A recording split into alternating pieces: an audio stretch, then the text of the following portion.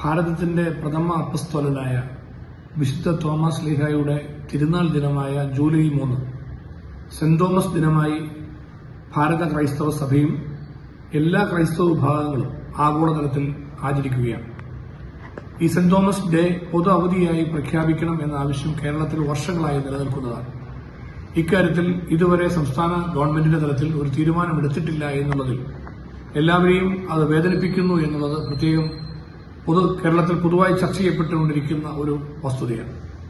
ഈ ഒരു സാഹചര്യത്തിൽ കേരളത്തിൽ ജൂലൈ 3 സംസ്ഥാന സർക്കാരിന്റെയും ഗവൺമെന്റുമായി ബന്ധപ്പെട്ട മറ്റെല്ലാ സ്ഥാപനങ്ങളുടെയും ഔദ്യോഗികമായ അവധി ദിവസമായി പ്രഖ്യാപിക്കണം എന്ന ആവശ്യം സമൂഹത്തിൽ ഉയർന്നു വന്നിരിക്കുകയാണ്.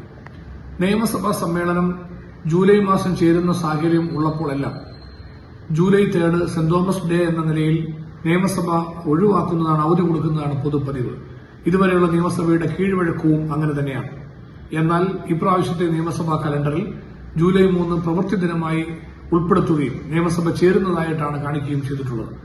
അതുകൊണ്ട് ഈ ഒരു പ്രശ്നം ഗവൺമെന്റ് പ്രത്യേകമായിട്ട് പരിഗണിക്കണമെന്നും ഇക്കാര്യം നിയമസഭയുടെ പ്രവർത്തനങ്ങൾ അന്നത്തെ ജൂലൈ 3 ഒഴിവാക്കി അവധി പ്രഖ്യാപിക്കണമെന്നും ആവശ്യപ്പെട്ടുകൊണ്ട് ബഹുമാനപ്പെട്ട മുഖ്യമന്ത്രിക്കും സഭാനാഥൻ എന്ന നിലയിൽ ബഹുമാനപ്പെട്ട മുഖ്യമന്ത്രിക്കും നിയമസഭാ സ്പീക്കർക്കും കേരള കോൺഗ്രസ് പാർട്ടിയുടെ പേരിൽ പ്രതിപക്ഷ ചീഫ് വിപ്പ് എന്ന നിലയിൽ പ്രത്യേകമായി നിവേദനം സമർപ്പിക്കുകയുണ്ടായി.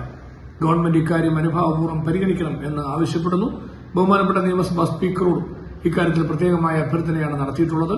നിയമസഭയുടെ മുൻകാല കീഴ്വഴക്കമനുസരിച്ച് ജൂലൈ 3 നിയമസഭ അവധി പ്രഖ്യാപിച്ചിട്ടുള്ള പശ്ചാത്തലം കണക്കിലെടുത്തുകൊണ്ട് ഇപ്രാവശ്യവും നിയമസഭയുടെ ജൂലൈ 3 സമ്മേളനം ഒഴിവാക്കുവാനും അവധി പ്രഖ്യാപിക്കുവാനും ഗവൺമെന്റും നിയമസഭാ സെക്രട്ടേറിയറ്റും നടപടി സ്വീകരിക്കണമെന്ന് അഭ്യർത്ഥിക്കുന്നു.